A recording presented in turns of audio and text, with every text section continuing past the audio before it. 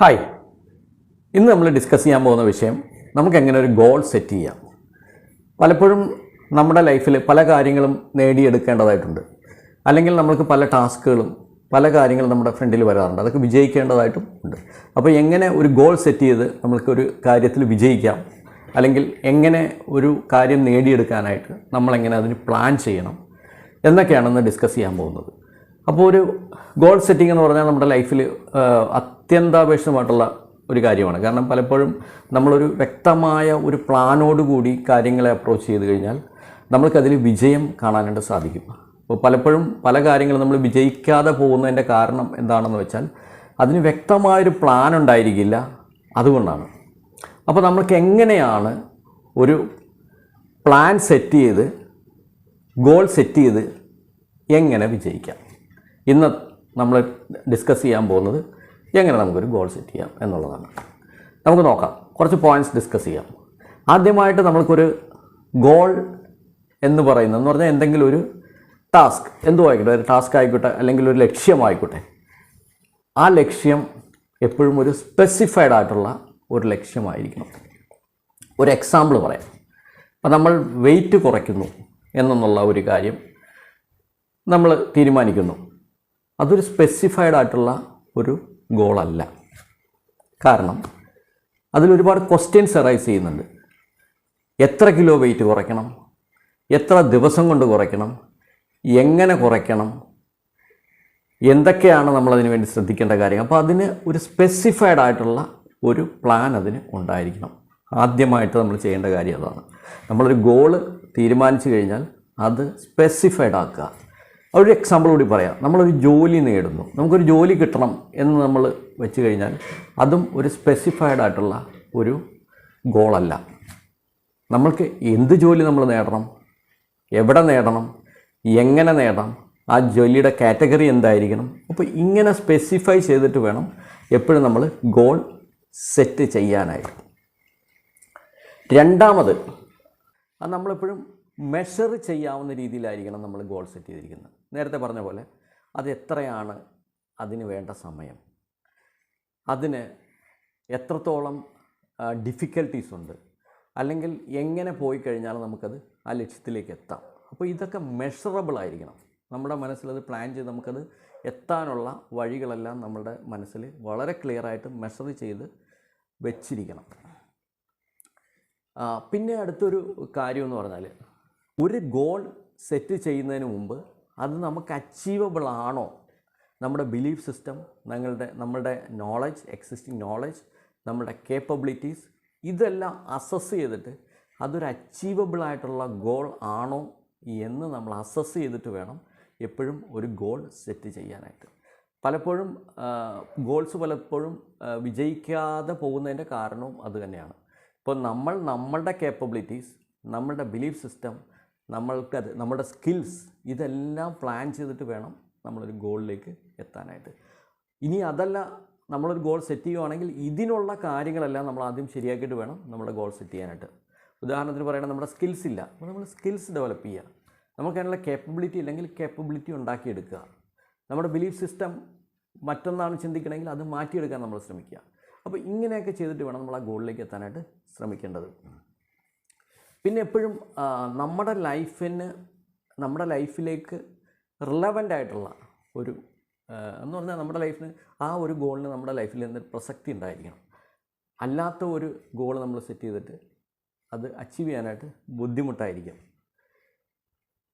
മൂന്നാമത്, നമ്മുടെ ഗോൾ എപ്പോഴും ടൈം ബൗണ്ട് ആയിരിക്കണം.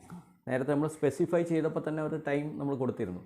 ഉദാഹരണത്തിന് നമ്മളൊരു ഗോൾ സെറ്റ് ചെയ്യുവാണെങ്കിൽ നമ്മൾ ഇത്ര സമയത്തിനുള്ളിൽ അത് നേടിയെടുക്കണം എന്നുള്ള ഒരു കാര്യം നമ്മൾ പ്ലാൻ ചെയ്തിട്ട് വേണം ഫ്രണ്ടിലേക്ക് പോകാനായിട്ട്. പിന്നെ അതിൻ്റെ പ്രോഗ്രസ്സുകൾ എന്ന് പറഞ്ഞാൽ എത്ര പ്രോഗ്രസ് ഉണ്ടായി, എങ്ങനെ അതിന് പ്രോഗ്രസ്സുകൾ, ഇനി അഥവാ നമ്മൾക്ക് ടൈം ബൗണ്ടെന്ന് പറഞ്ഞാൽ ടൈമിനുള്ളിൽ നമ്മൾക്കത് ചെയ്യാൻ പറ്റിയില്ലെങ്കിൽ അത് നേടാനുള്ള വഴികൾ എന്തൊക്കെയാണ്, അതെല്ലാം നമ്മൾ നമ്മുടെ മനസ്സിൽ തന്നെ പ്ലാൻ ചെയ്ത് അത് അച്ചീവ് ചെയ്യാനായിട്ട് നമ്മൾ ശ്രമിക്കണം. അതെന്ന് പറഞ്ഞാൽ അതിനൊരു ഈസി ആയിട്ടുള്ള വഴി എന്ന് പറഞ്ഞാൽ, നമ്മളൊരു ജോലി കിട്ടുക എന്നുള്ള ഒരു എക്സാമ്പിൾ നമ്മൾ തന്നെ എടുത്തെന്ന് വിചാരിച്ചോളൂ. അപ്പോൾ ആ ജോലിക്ക് വേണ്ടിയിട്ടുള്ള കാര്യങ്ങൾ നമ്മൾ ചെറിയ കാര്യങ്ങളായിട്ട് ചെറിയ ചെറിയ സ്റ്റെപ്സായിട്ട് നമ്മളത് ഡിവൈഡ് ചെയ്യാവുന്നതാണ്. ഫോർ എക്സാമ്പിൾ, നമ്മൾക്ക് ജോലി കിട്ടണമെങ്കിൽ ആദ്യം നമ്മൾ എന്താണ് ചെയ്യേണ്ടത്? ആ ജോലി അന്വേഷിക്കുക എന്നുള്ളതാണ്.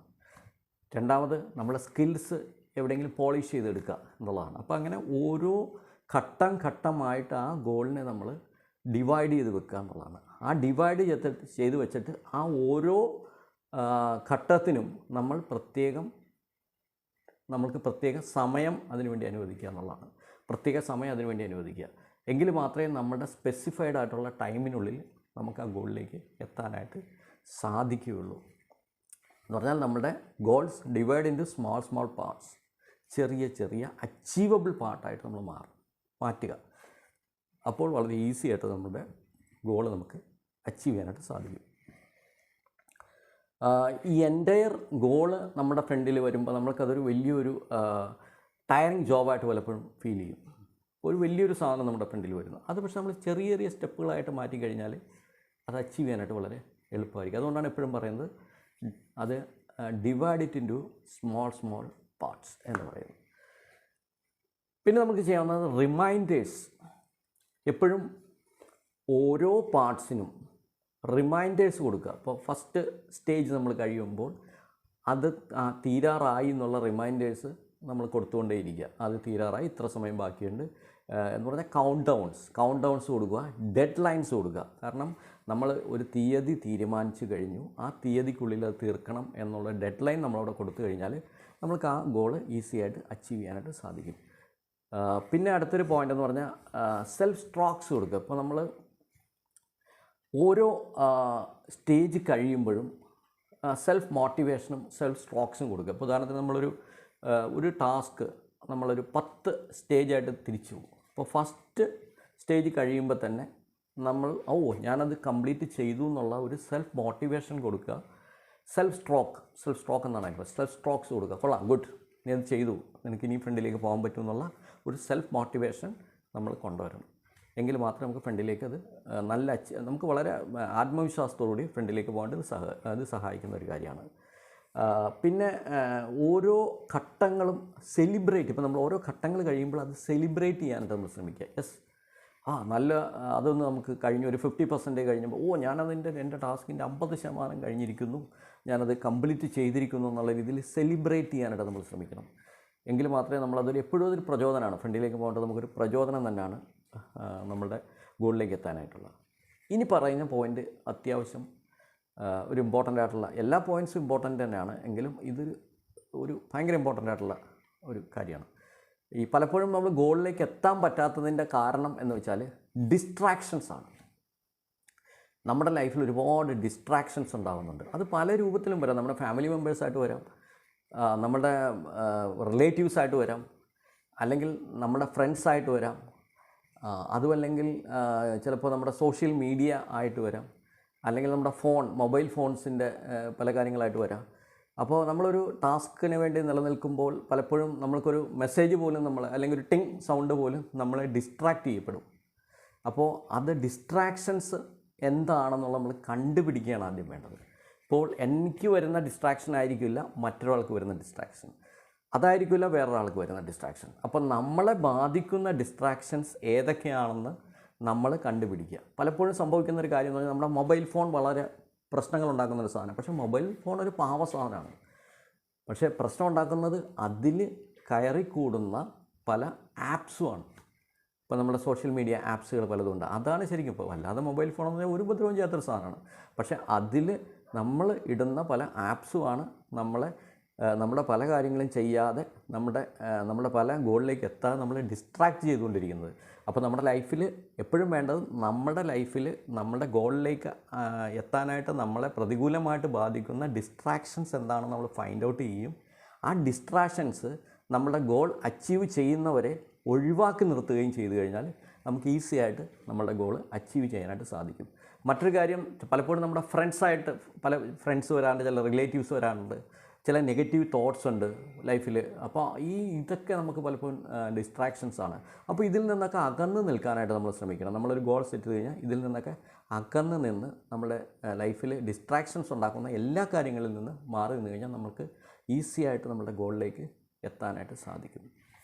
പിന്നെ ഇത് എപ്പോഴും ഒരു റെക്കോർഡ്സായിട്ട് ഒരു പ്രോജക്റ്റായിട്ട് നമ്മൾ ചെയ്ത് കഴിഞ്ഞാൽ, പ്രോജക്റ്റ് എന്ന് പറഞ്ഞാൽ ഒരു ബ്ലാക്ക് ആൻഡ് വൈറ്റിൽ നമ്മളതിൽ എഴുതി അല്ലെങ്കിൽ കമ്പ്യൂട്ടറിൽ ടൈപ്പ് ചെയ്ത് ഒരു പ്ലാനർ തയ്യാറാക്കിയിട്ട് നമുക്ക് ഫ്രണ്ടിലേക്ക് പോയി കഴിഞ്ഞാൽ നമ്മുടെ പ്രോഗ്രസ് അതിൽ റെക്കോർഡ് ചെയ്യാനും, അല്ലെങ്കിൽ നമ്മൾക്ക് ചിലപ്പോൾ പലപ്പോൾ അച്ചീവ് ചെയ്യാൻ പറ്റിയില്ലെങ്കിൽ അടുത്ത സ്റ്റേജിൽ നമ്മൾ അച്ചീവ് ചെയ്യാനുള്ള അത് നമുക്ക് ഒരു റെഫറൻസ് പോയിൻ്റായിട്ട് നമുക്കെപ്പോഴും യൂസ് ചെയ്യാവുന്നതാണ്. എപ്പോഴും നമ്മളത് മനസ്സിൽ മാത്രം പ്ലാൻ ചെയ്യാതെ അതൊരു പ്ലാനറിലേക്ക്, ഒരു കമ്പ്യൂട്ടറിലേക്കോ അല്ലെങ്കിൽ മറ്റെന്തെങ്കിലും ഒരു ബ്ലാക്ക് ആൻഡ് വൈറ്റ് ആയിട്ട് നമ്മളത് മാറ്റിയിട്ട് ചെയ്ത് കഴിഞ്ഞാൽ നമ്മുടെ ഗോൾസൊക്കെ അച്ചീവ് ചെയ്യാനായിട്ട് നമുക്ക് ഈസി ആയിട്ട് സാധിക്കും.